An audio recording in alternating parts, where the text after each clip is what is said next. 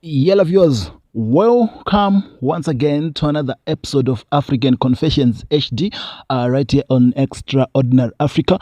My name is Solution Uncle. If you're still new, in this show we publish lifetime confessions. Usually we publish anonymously for their own safety reasons.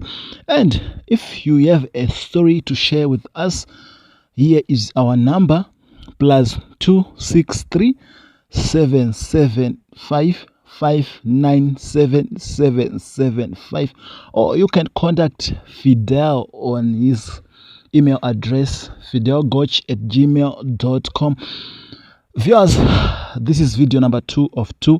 If you have not yet watched the first video, make sure soon after watching this one you go straight to that other video of a lady who is saying they've been staying with a dead body which they were using in money-making rituals. It's a very hard to believe story. So viewers, without wasting much of your time, let's go straight into the confessions. Our first confession is as follows. Hello uncle, please hide my identity. I am a 50-year-aged man. Due to economic hardships in Zimbabwe, I was left with no other option than taking juju. No employment. I tried buying and selling. It was always loss after loss. I thought to start a church. People were not coming until I used juju to attract them. I sacrificed my sister to be where I am today. My friends, no matter what happened, please never kill a human being. It's like everything is okay when you see me on stage or when you see numbers attending my services. I don't have time to rest. I am always in trouble. It was in 2008. I saw a sponsored advert on Facebook. They were talking about this Ghanaian traditional healer. The man was said to be the god of the earth. He could help in instant money, love charms, traveling abroad issues, and many other things. Desperation pushed me to what I never thought I'll end up doing. In fact, I was under pressure. Those days, I have recently married my first wife. We boarded the same taxi this other day. I lied. I was a trained engineer, but not yet working, but going to work very soon. She is a nurse. I was afraid it dumped me after noticing I was nothing. I called on the number which was on that post. The traditional healer was based in Kibi. On the advert, it was written, "No human blood, but you should be strong." Out of desperation, I sold a piece of rural land I inherited from my forefathers. I went to Ghana. On the day I arrived, a servant of the traditional healer was waiting for me at the airport in Accra. We traveled to Kibi. I spent about 1.5 months on queue. The traditional healer is one of the busiest people in Ghana. On my day, he took me to the forest. In the forest, there is a river. He removed all my clothes and threw them on the flowing water. He started doing as if he was baptizing me, shouting my late relatives' names. And this frightened me. Suddenly, he disappeared. It was around 2 p.m. For about 4 hours, I was looking at all directions, expecting him to return. I was naked. There was mosquito and tsetse. Got tired and laid down. Soon after, I heard a voice. It was the traditional healer. I was not seeing him. Tried so much looking at all sides. He said, "Son, you won't see me. I am in spirit. Prepare for the rite of fertility. You sleep in this forest as my angels will be testing you to see if you are eligible to be rich." I responded, "What about clothes, my father?" He said, "Shut up. Stay like that." He told me that there will be an animal which will appear on my front. I should kill it without weapons, without stones, without a stick. That was the test. Soon after this voice stopped, a very big snake came out from a hole which was near to where I was sleeping. The snake raised its head, intending to attack me.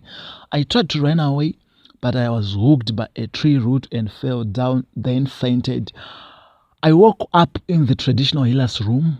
I don't know how I got there. The traditional healer was very angry at me, but started laughing from nowhere. He took a worm and said, "You failed to kill the snake, kill this one." It did not take a minute for me to kill the worm. I killed it, but I was shocked to see blood from a worm. That small worm released almost 5 liters of blood. The Sangoma laughed and pointed at a mirror which was in the room. I saw a doctor telling my mom that, "Sorry, your daughter has lost a lot of blood in the accident." I regretted, but it was too late. I killed my own sister. The Sangoma stopped laughing and again became angry. We went to the forest again. He disappeared before that, he said, "Kill fella, you kill another relative." I broke the snake into pieces. I was angry for killing my sister. I then lost senses and appeared in the Sangoma's room. He gave me a small tree root and said, "Put it on one of your shoes. Put the shoe in a secret room at your place in your country. The root changes to be a snake. I should roll it on my waist whilst going to preach and prophesy. That's the system I'm using to prophesy. But since my wife noticed I used dark magic, the snake is eating my body. I have deep cuts all over my body. I need help, but I am shy. I feel for my followers. What will people say about them if it is known by the whole country that I was using juju all these years? Please, Solution Uncle, make my message reach to the public. I am suffering." Hi, Solution Uncle. Can you please hide my identity? I just want advice from you, my people. Stop believing in any church without tracking its rules. The devil is at work 24/7. Be very careful. 75% of today's people are worshiping the devil. Only 5% are worshiping him knowingly. The rest is worshiping him unknowingly. I was once a member of Illuminati, tasked to break marriages. We used to meet under the Indian Ocean, given different tasks by our leaders who could meet prominent apostles and prophets, especially African prophets. I can't mention their names, they will sue me. But people of Africa, be careful. I was a church leader for more than 36 years. I could place a demon of infertility in men, took away his manhood whilst pretending to clean the demon and feed my snake. I destroyed several men's slaves. I repented. I believe God forgave me. Through I am paying by enlightening you, my people. Admin, can you please post anonymous? I am a lady aged 48. I grew up in Polokwane. Our problem seems like a small issue, but it has destroyed our lives. Now we are divorced. We were born in a family of 3. Mom raised us alone. Our father died when we were still young. He had no relatives here in South Africa. Mom told us he was from Namibia, but he never introduced her to any of our relatives or even go with her to Namibia. I am the firstborn, followed by 2 girls. As we were growing up, our life was not easy. One of my young sisters has a spirit in her. She used to manifest. She could lose her mind even up to a month, refusing to sleep inside the house. Mom went with her to several places seeking help. Nothing changed. They only told her that our father used dark magic while he was still alive, and that was a long-term effect of dark magic. Thanks to God, the sickness vanished as time goes on. As we were growing up, like other children, we used to urinate in blankets. We thought it was going to stop with time, but it didn't. Finished primary and secondary education, nothing changed. I attained my matrix passes and went to Bidvest University, acquired my law degree. When I got married to my ex-husband, that's when I realized that it was a problem in us, whether spending the whole day without or drinking water. It's a must. I should wash the blankets the next day. On my wedding day, I was excited but not 100%. My husband even asked me, "What's troubling you?" I lied that I wish all my parents were here, but that was not it. I was happy but afraid of the night to come. I was at a very hard time. I don't know how was going to be my husband's reaction after noticing that I urinate in blankets. The first night, he did not realize it. During the first days, I tried to hide it by all means. The bedroom started to smell. As time goes on, he started asking me, and every time I decided to open up and told him my problem. At first, it was very hard for him to accept it, but as a person who loved me, he accepted it in the end. We stayed like that for almost 3 months till your little sister discovered it. She told their mother. To my surprise, my in-laws understood my problem. They helped us going to many places seeking for a solution. Different sangomas and prophets told us that my father used dark magic and it was irretrievable. A love from my husband just faded away. I suspected that your relatives played a part in it. Gone back to my parents' home. My mom has already passed away by that time. Now staying with my sister, second born from me. She is 46, married and divorced like me because of urinating in blankets. She has a degree in hospitality. Once worked in a hotel in Cape Town, fired because of this issue. The supervisor said she smells urine. She is back. We are staying together.